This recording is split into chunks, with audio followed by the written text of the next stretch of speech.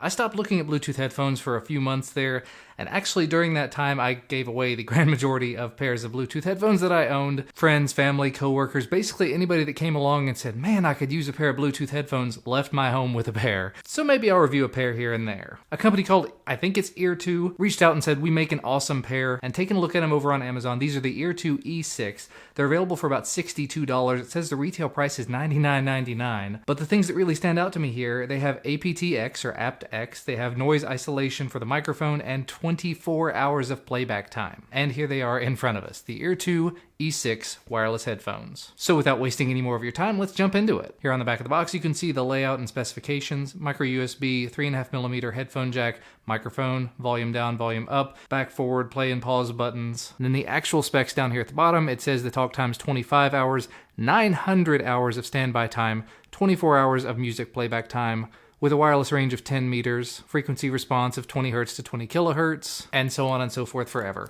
Let's cut into this. Always cut away from yourself, kids.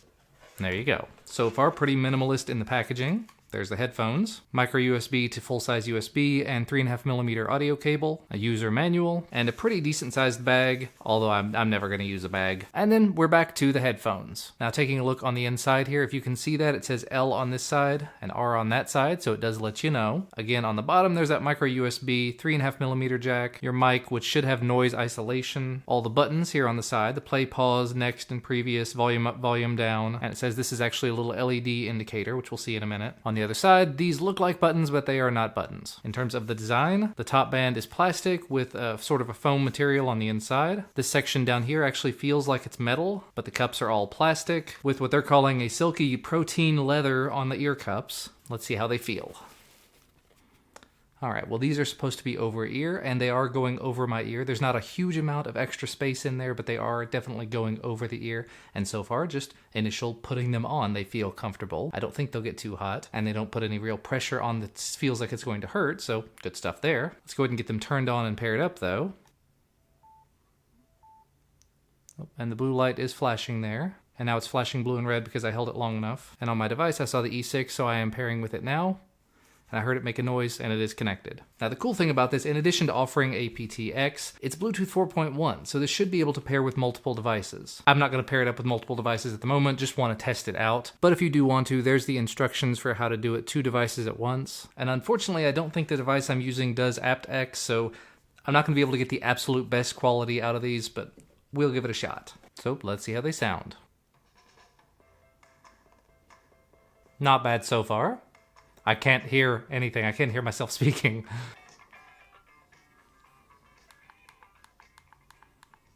Now the volume controls are not controlling the volume on my phone, so that tells me there's 2 different volume controls. That's good. The next button works.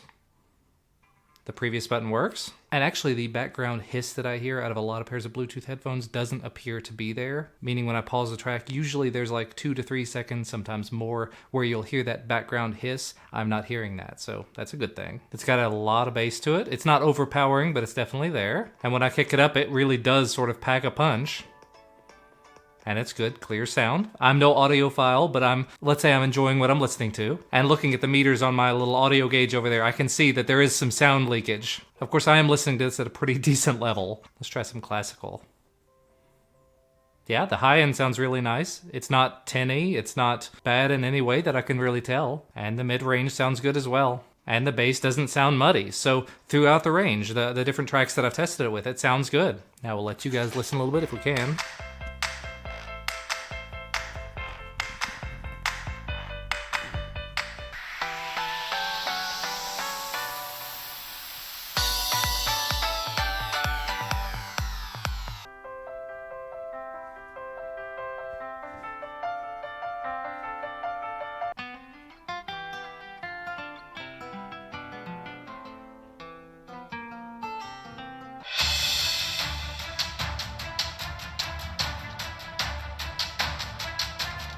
Let me give it a quick test using the 3.5mm cable, see if that makes a difference. This phone, the HTC 10, is supposed to do much, much better in terms of the audio driver when you use the 3.5mm. And so far it sounds pretty close to the same. Yeah, just unplugged right in the middle and hit play again. It immediately came back to Bluetooth and sounded just the same. So good thing, bad thing? Doesn't sound bad though. So I don't want to go too deep into this. I've been recording for quite a little while at this point already. The build quality, it does feel solid. There are metal components, but it is a lot of plastic. They get decently wide, as you can see here, but if you have a ginormous head, I hope they'll fit you. But they were very comfortable on my head. The biggest things for me about these are just the playback time, 24 hours, the ability to pair to multiple devices if that's something you're into. Maybe you pair with your phone and your laptop or desktop, and also that APT-X if you have a device that supports it. And for $62, it's right up there with some of the best ones that I've tested. So I'll put a link to where you can find these and check them out for yourself down in the description if you're interested in checking it out.